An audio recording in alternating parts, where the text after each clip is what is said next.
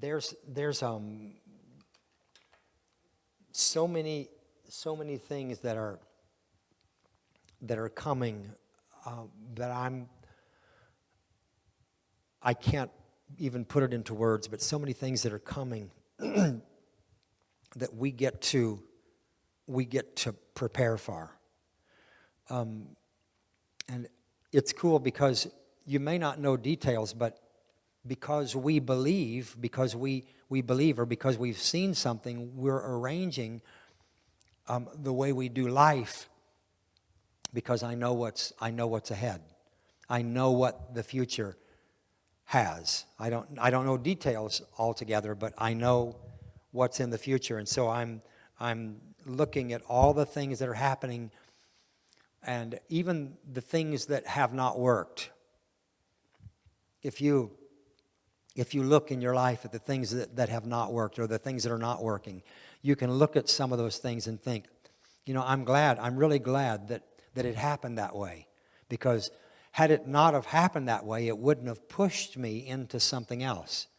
Sometimes I feel God's hand squarely in my back, just pushing me along, because if things would have been a perfect world where everything was just, all lined out, I might not have made decisions to take the path that I'm taking in passionate pursuit of this God thing and the fullness of who He wants to be in the earth.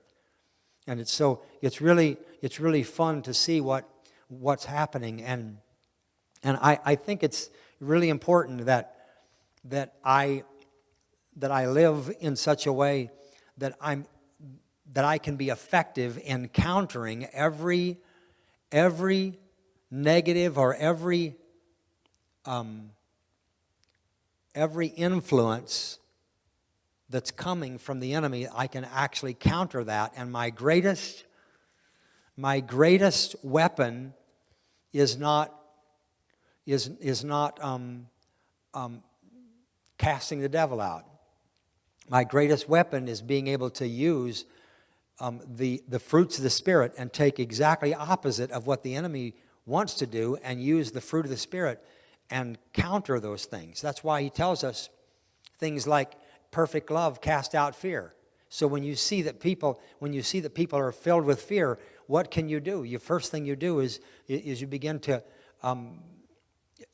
speak love. You begin to speak affirmation, and you shore that thing up, because when I can counter all those things with the attributes of God, as I begin to, and it's really why we worship. When I worship God, I'm building up. I'm making sure.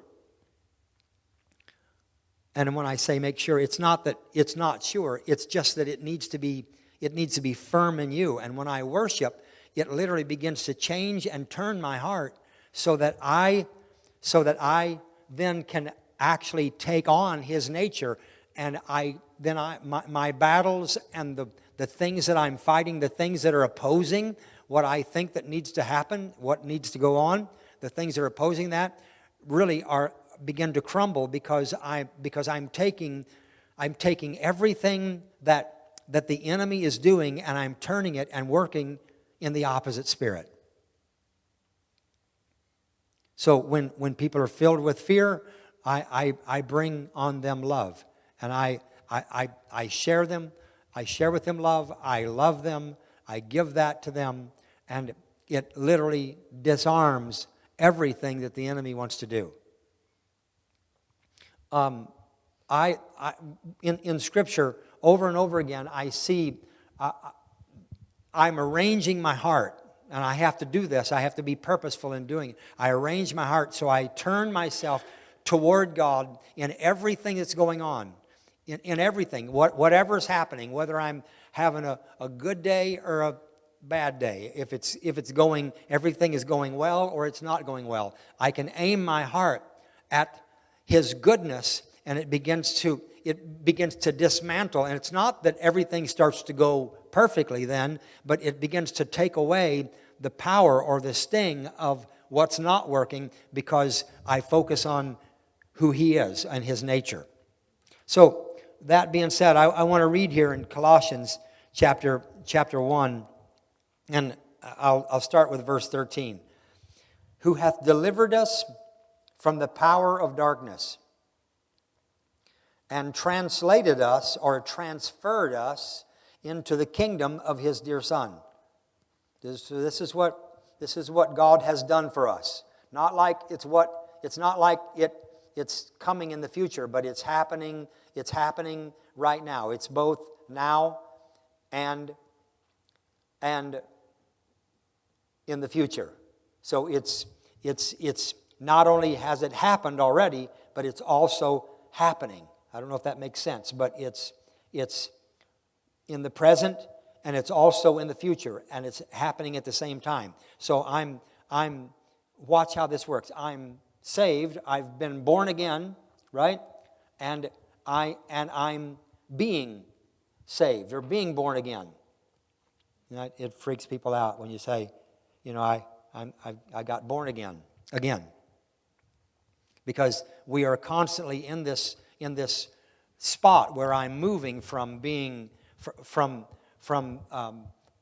just being immature and not knowing until I'm moving into a place of greater and greater maturity where it's taking hold in me. So I'm moving. He's delivered us out of the power of darkness and translated or transferred me into the kingdom of his dear Son. And living in the kingdom is far different than what even a lot of religious systems have put us into. Verse 14, in whom we have redemption through his blood, even the forgiveness of sins, who is the image of the invisible God, the firstborn of every creature. For by him all things were created that are in heaven and in earth, visible and invisible, whether they be thrones or dominions, or principalities or powers, all things were created by him and for him. So when I take this on, when I embrace this understanding, I know that there's nothing that's going on that God doesn't have his handle on, or his hand on. There's nothing. Not even the works of the enemy. Nothing is happening. There's nothing that's going on that God doesn't know about and have his hand in. It's pretty cool. For by him, verse 17, he is before all things, and by him all things consist. Everything is sustained by God. And because I know that, it puts me in a totally different perspective.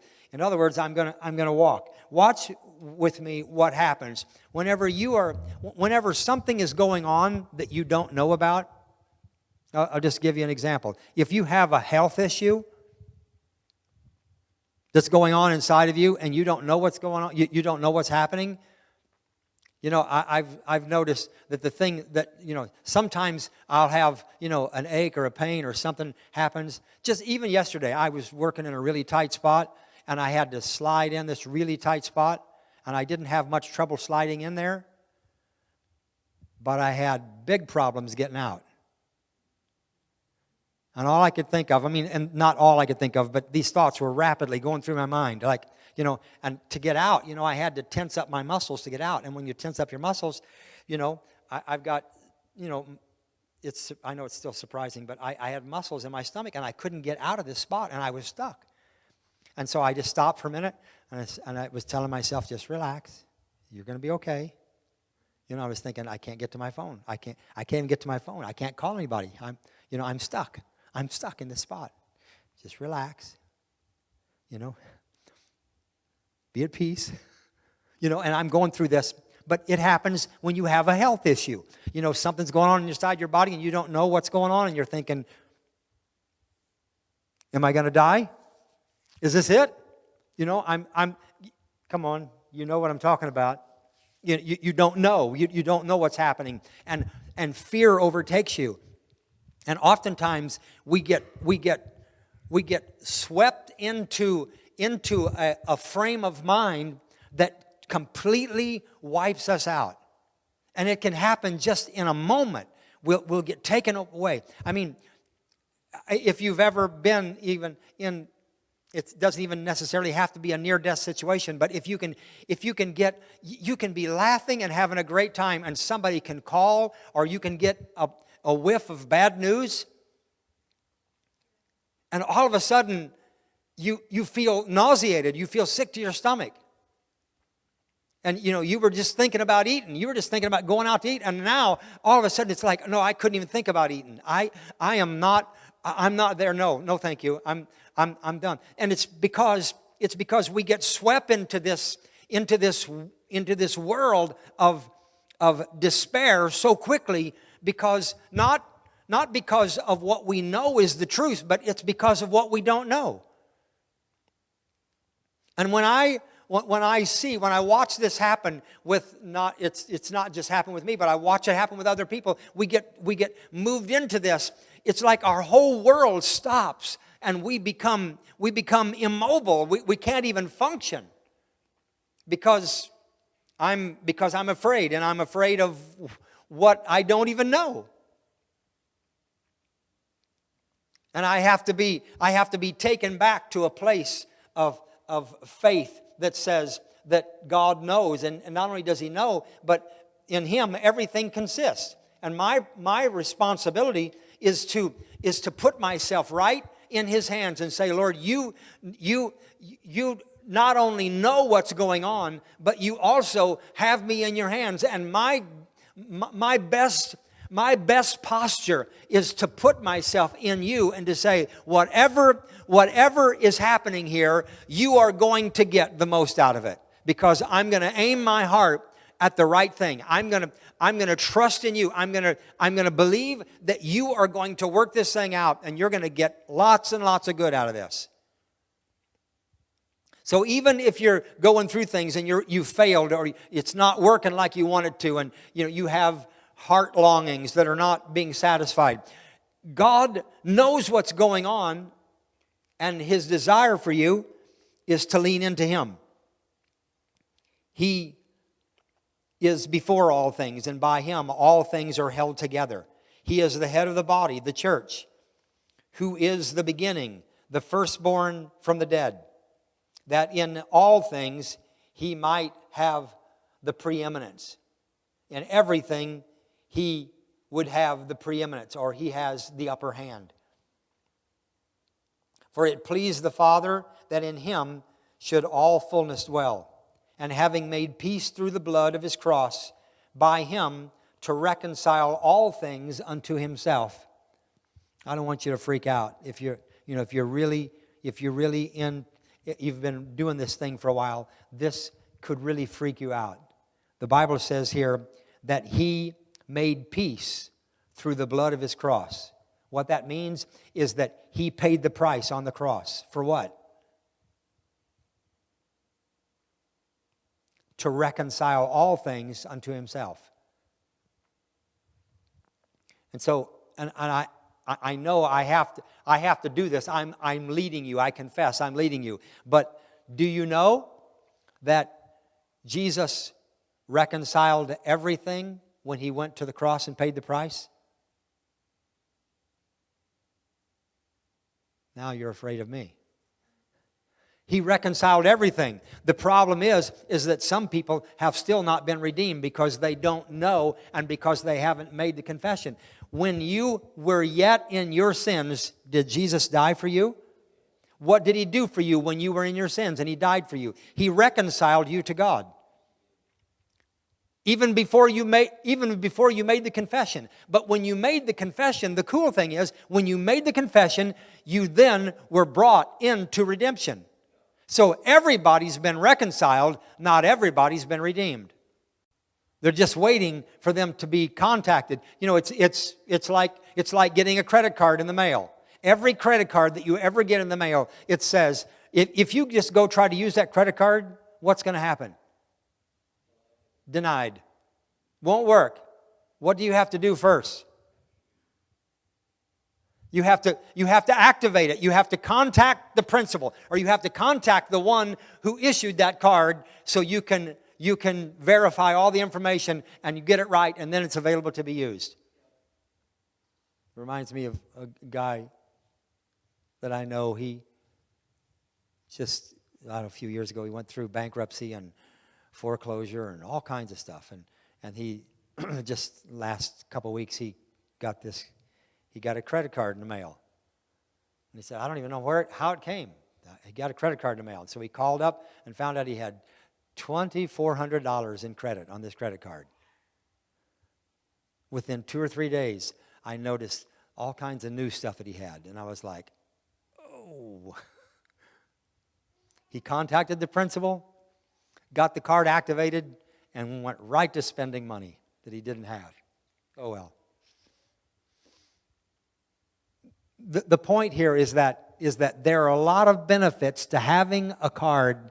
There are a lot of benefits to that, but you have to activate it. There are a lot of benefits that people get that are available to them by being reconciled to God. But until you are redeemed, those benefits are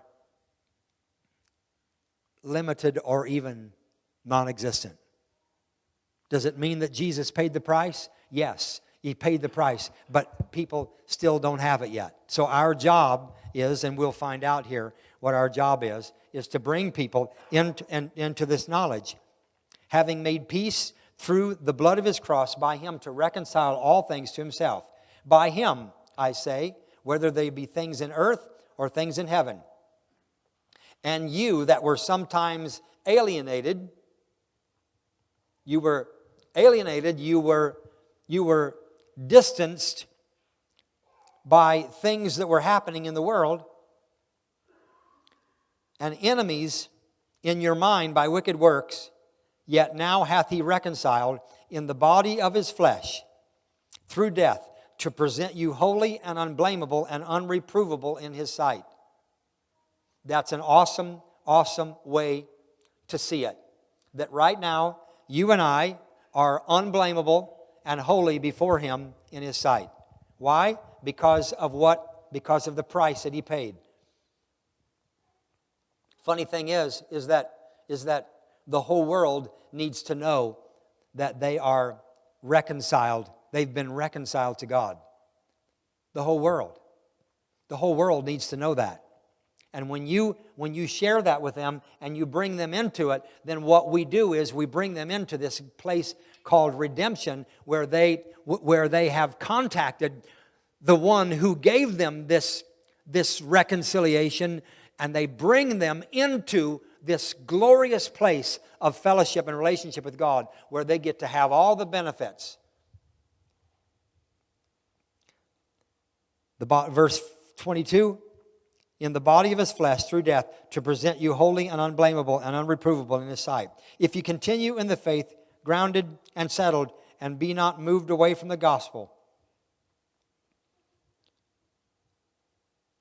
And so he's put us in this glorious place. And then finally, I have quite a few other things to say here, but in 2 Corinthians chapter 5, verse 16, I want to read a few verses here. Verse 16, it says, wherefore, henceforth, know we no man after the flesh. You see, what the trap of the world and its system, and in fact, not just the world and its system, but even the church world, is that we constantly need to remind people about what they've done and what they're doing and what's wrong with them. The Christian religion, or religious Christianity, is constantly talking about how bad and how awful the world is. It talks about what terrible shape it's in and how tough things are. That's the religious system. But does God see it like that? Is he looking at how bad the world is, and he's just wringing his hands and thinking, I can't wait to just burn this place up?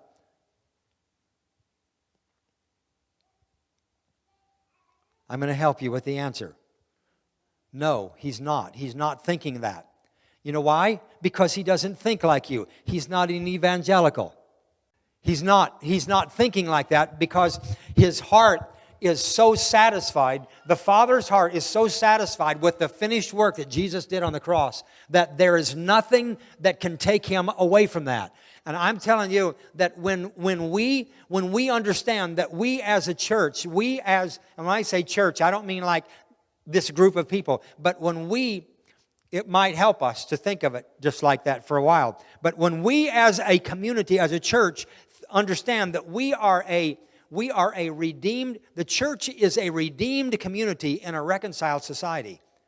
What that means is that I've been reconciled to God, and not just me, but the whole world has been reconciled to God. But what the problem is they don't know that they've been reconciled, and because they don't know, they are resistant to everything that God has to say and do. And it makes it difficult for them to move into this great experience, because all they can think of is all the things that they're not going to get to do anymore. And I'm telling you, it happens over and over and over again. I heard it just yesterday again, where families, they don't want to get together. I'm going to give you a personal example, not personal, but an example. This yesterday, a father refuses to see his son because his son is homosexual, and he has a boyfriend. I'm going to tell you, when I woke up this morning, I was just thankful. I said, Lord, thank you that you exposed me to this kind of stuff, because there was a time in my life that I was so filled with prejudices and ridiculous stuff about those people are despicable human beings. And it's crazy because they're not at all. And I know for some of us, because I was there, I know it's like, oh no, we're compromising. And I'm telling you, we're not compromising. Whose job is it to change those homosexuals? Come on, can you help me with this? Is it your job to change them? Is it your job to hold the line? And this is just about the homosexuals, but there's all kinds of other people that are doing things that you hate. I remember a number of years ago, I was working with some people here in town, and we were going into the jail. You probably, some of you remember that. I was going to the jail once a week, sometimes once a week. And as I would meet with this guy that was over all this stuff, we would meet and he would talk, and he was a tough guy. He was tough. In the military, he was a medic at Normandy Beach. His life was forever changed by that. And he was saying to me, he's talking to me, we were talking about the love of God and all that kind of stuff. And he said to me, he's talking about somebody and somebody that was in jail that we were dealing with. And he said, I'm going to have to leave that to somebody else. He says, because you know what? Honestly, I don't like him at all. I'd like to kill him. Because this guy was in jail for molesting children.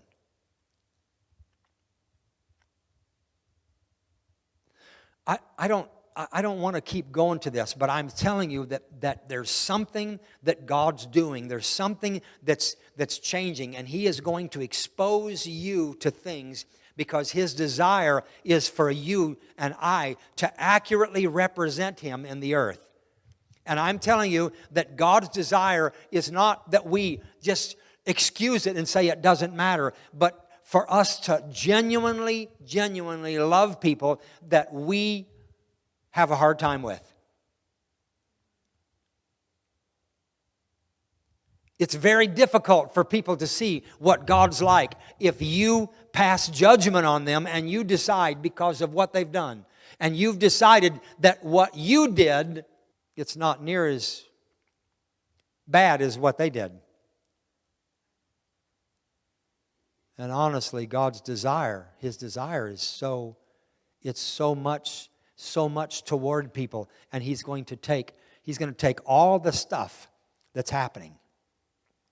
He's going to do it. He'll take all the stuff that's happening in the world, and He's shoving it right in our face. And I do mean He's shoving it in our face, because He's saying, I want you to get free from this. I want you to get free from judgment, because what I'm about to do is I'm going to so take the people who are left out, who are dejected, who cannot function, who are the rejects of society that people hate. I'm going to take those people. It's David's mighty men.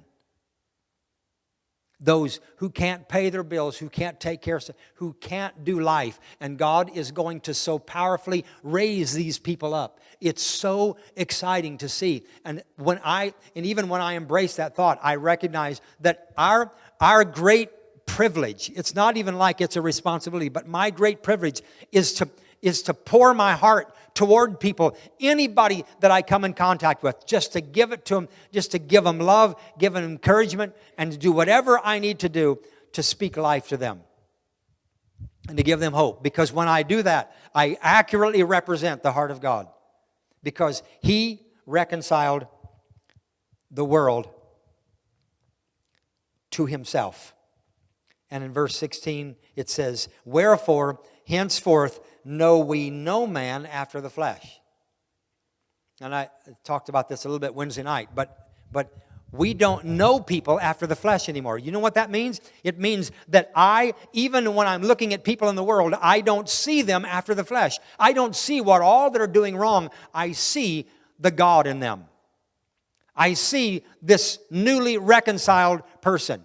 And I know it's crazy because, we live this life, and it's been reinforced. We've been to school. We hang with people that try to keep us toeing the line, keep us, with keeping things straight. And we're gonna do this, and this is not what we do in our family, and this is, and I appreciate all that. But my problem is that when I cannot love people because of their actions, it doesn't represent the heart of God.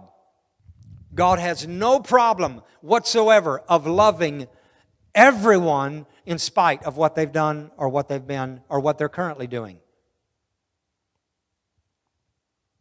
Because God is love. And I'm saying this because I believe that we're moving. I believe that something is happening. I said this earlier. The water level is rising. It's rising. What's happening is that God, because God has exposed us to some of these things, it's changed the way that we do life. And I am no longer, it's no longer my job to accuse people.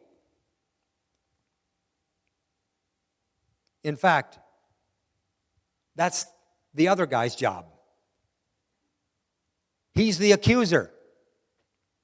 He's placing condemnation and shame. He's putting people in their place. He reminds them of what they've done. He reminds them of how bad they've been.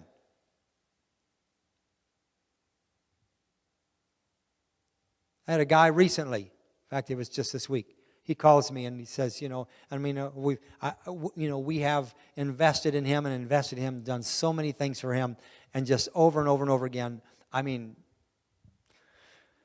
And he's just stuck in his stuff again. He's stuck in a crazy way. He's, drugs, alcohol, whatever. And he said, he's crying. And he's saying, do you think there's a place? Do you think there's a place that we come to where God says, it's over? Do you think there's a place where God says that there's nothing left? You're done. It's over with. Do you think there's a place for that? And I said, never. He said, no, let me finish. Because he wanted to tell me all the things that he hasn't been able to do and what's going on in his life. And so he begins to share with me all this stuff. And I said, I can't hear you. He said, we must have a bad connection. I said, no, you're talking foolish. Because there's never a place, I don't care what you do, I don't care what happens, there's never a place that God cannot find you. Because with God, hey, it's in the Bible. With God, nothing is impossible. You've heard that scripture, right? With God, nothing is impossible. So God has the ability to go beyond what anybody has ever done. You know, and I mean, we can talk about, well, there's consequences. Well, I'm not interested in that. I'm telling you that with God, there's nothing that's ever lost in God. Everything has the ability to be redeemed. Because it's the kind of God He is. It's the way He does it. And if Jesus paid the price on the cross, then I need to embrace the fullness of what Jesus did on the cross and bring people into that and begin to live life as though I really believe it. I mean, it would be a novel idea, but it's time for believers to be, believers. It's important that I'm really a believer, and I'm moving into that. And some of you may remember him, but this old man, he used to have a radio broadcast, and his tagline on his radio broadcast was evangelizing the heart of the believer. And boy, do we need it sometimes. Our hearts need to be just brought back and just brought to this place of just being in love with Jesus again and remembering the pit that we were dug from and what God did for us. And if He can do it for us, He can do it for anybody. And so the church is moving into a new stage. Wherefore, henceforth know we no man after the flesh. Yea, though we have known Christ after the flesh, yet now henceforth know we Him no more. We don't know even Christ after the flesh. Why? Because every time I try, when I humanize this, I bring it down to my level. But from now on, I don't know Jesus after the flesh anymore. I know Him after the Spirit. I understand that even though He was a man that was acquainted with grief and sorrow and had all the things that I had, He was here to accomplish something so powerful and bring me into something. I'm not going to know them, and I don't even want to know you after all your failures. I don't want to know you and be able to pin you or to associate you or to tag you, label you with all of the things that you have not been able to do, or all of your misgivings, or all of your upbringing, or all of your past, the way you were born. I don't want to know you according to that. I'm not interested. I am interested in knowing and seeing you after the Spirit and seeing what God has for you in the future. And I constantly have to work that in my own heart, not just for you, but for me. I have to work that because there is this ongoing information that comes from the world system that wants to reduce us into being mere human beings. And God's intention was that we would never be just human beings. I love what He says in the book of Acts, when He makes that statement. You're acting like a mere human being. And of course, in the natural, we'd say, well, yeah. But in the Spirit, we're saying, no, absolutely not, because you're not just a human being. You are powerful. You are an ambassador. And here's what's really cool. Let me finish this awesome word. We don't know any man after the flesh. Verse 17, therefore, if any man be in Christ, he's a new creature. Old things have passed away. All things are become new. And all things are of God. Yep, everything is of God. What if you and I could begin to view everything that's happening in your life like it's God? It's a God thing. Everything that's happening in your life is a God thing. Everything. All things are of God. God is God because I'm living in this world, because I'm living in this place called the kingdom. It means that everything that's going on in my life, God is perfectly orchestrating because my heart is turned toward Him. I liken it to this.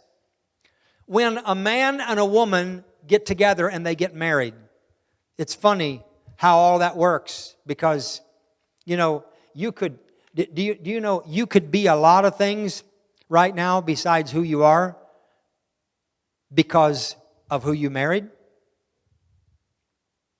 Because that spouse shapes you. They impact you. They have influence on you. And they've made you, they've helped to form you and to be who you are. It's just the way it works. I know some people now that, great people, and they get married and something happens to them. It's like, oh my goodness. And then I know other people that, it was tough cookies, and they got married and something happened to them good. And their life began to change, they got in order. I tell this friend of mine all the time, listen, you need to get married. I don't want that. I don't want an old lady telling me what to do. I said, listen, that's exactly what you need. You need somebody telling you, you need to take a bath.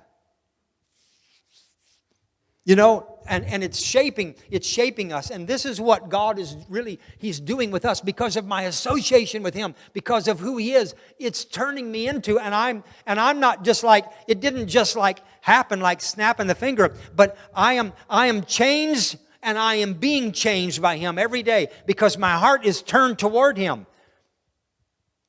I'm going to tell you what makes amazing and wonderful, awesome people. It's people who are in a growth mentality that says that I'm growing, I'm becoming. And if I'm acting like a fool, if somebody exposes that or somebody enlightens me that I've just acted foolishly, that I have the composure to say, hey, I can fix that.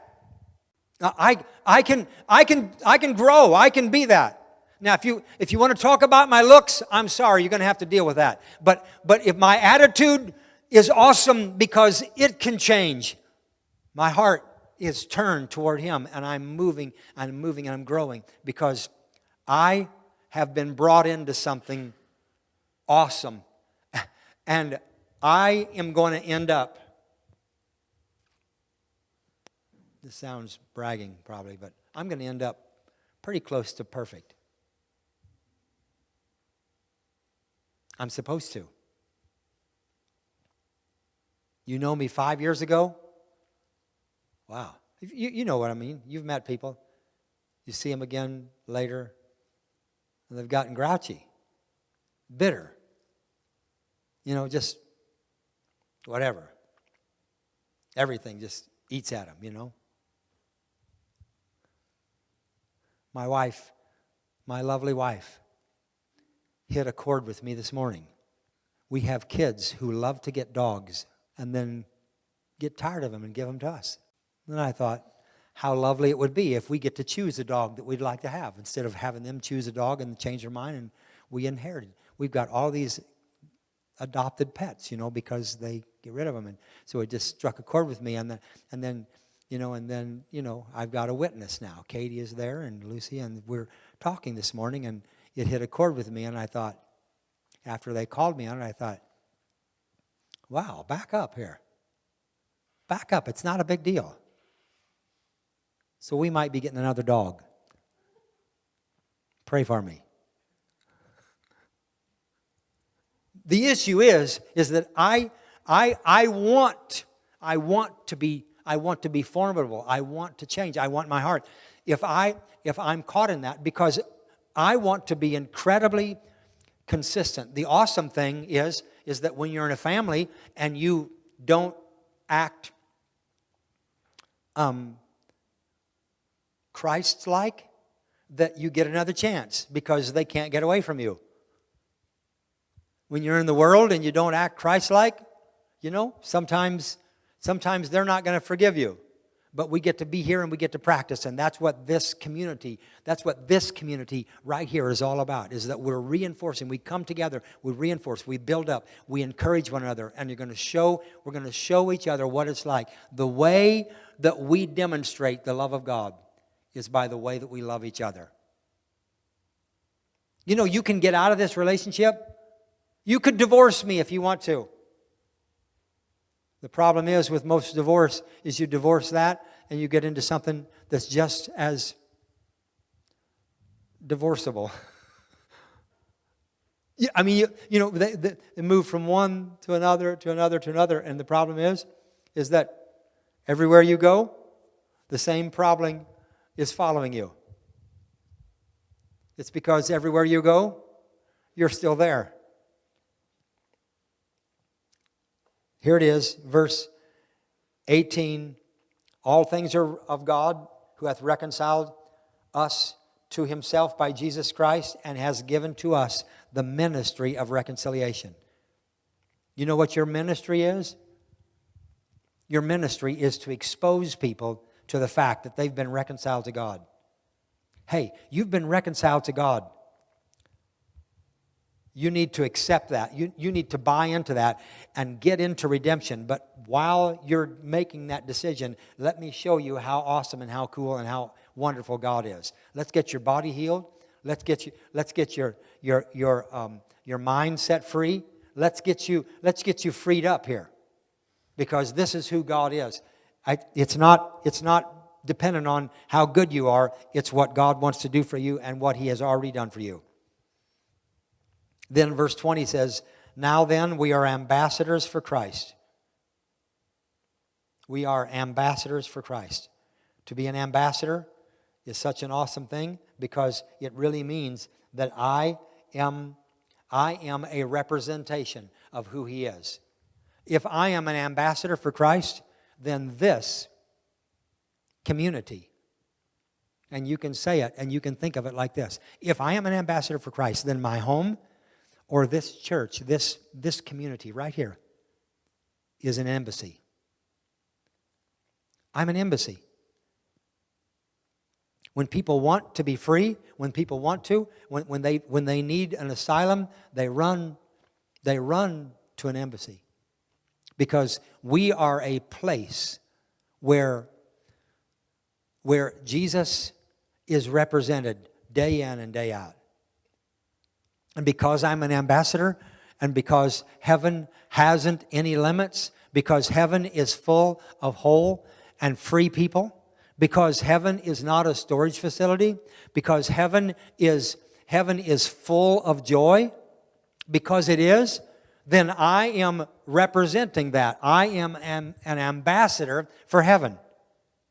That means that whatever is in heaven, whatever heaven has, that's what I'm going to give people. And everywhere I go, I'm looking to do that. I'm not looking to reinforce my own ideas or try to get people to think my way. I mean, I'm telling you, I've lived it, I've walked it, I've had a few experiences in my life, I've watched how that we try to keep people lined up, and we try to bring people into something that we want them to believe. We want them to believe it just like I believe it. And if you don't do it that way, then we cast them out, and we put them in a different place. And it's so crazy, because I'm watching the world around us cave in, because it's starving for people to love them. It's starving for somebody to give them an alternative. But the cool thing is that we're sniffing the right trail. Something is happening. It's happening. And I'm watching it day after day after day. I had this little encounter with a guy this week. He's Muslim, and he was needling me, And finally I said, that's why you're so mean. That's why you're so mean. He said, what do you mean? I said, that's why you're crooked. You're always trying to beat people out of stuff. Because you stand behind that ideology that you can do whatever you want to, as long as you adhere to those beliefs. And then you classify everybody as infidels if they don't believe just like you do. I said, that stinks. I said, that whole system is rotten.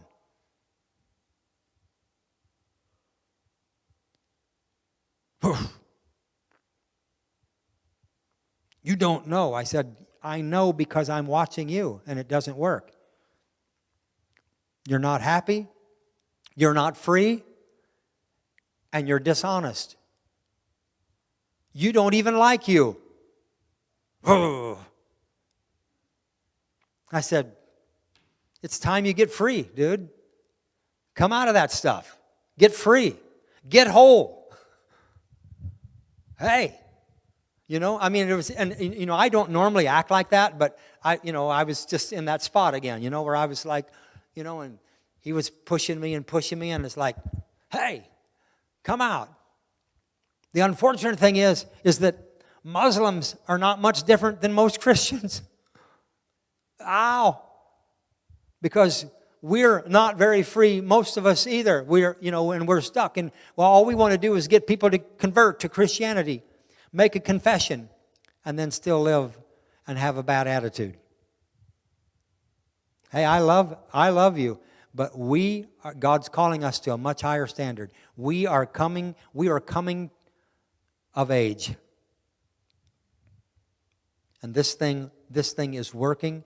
When we worship and we love Jesus like we're able to do, and we just keep doing it no matter what, no matter if there's 10 people or 50 people or 500 people. I so believe in it. It doesn't matter if we're not gathering people. It matters that I love Jesus, because I know that when I do that, I'm changing the atmosphere. And I'm going to keep doing it, and I'm going to keep doing it because I so believe in it. And I want you to believe in it too. I want you to believe it enough that it actually changes the way you do life. Because it will change the way that you do life. It'll change the way you treat your animals. It'll change the way you treat your spouse. It'll change the way that you treat your boss. It'll change the way that you treat your enemies. Because we're coming of age. And you may think, well, we really don't need to hear this. I think we need to know what our community looks like. And when I say our community, I'm not talking about like Warrenton, but we need to know what we look like. You know, when you're training animals or when you're training kids, what do you say to them? I know what my mom and dad used to say, especially my mom. That's not what cliques do. That's not what we do. That's not what we do in our family. That's not the way we act. It's the way you treat dogs too. You know, that's not what good doggies do. Don't do that. Good doggies do this. Good kids do this. This is what we do. And this you keep reinforcing. This is what good people do. This is the way we live. This is the way our community looks like in this house, is that we love well. We know how to love each other. We really do. Did you know that the church is the only organization that's set up specifically to benefit its non-members?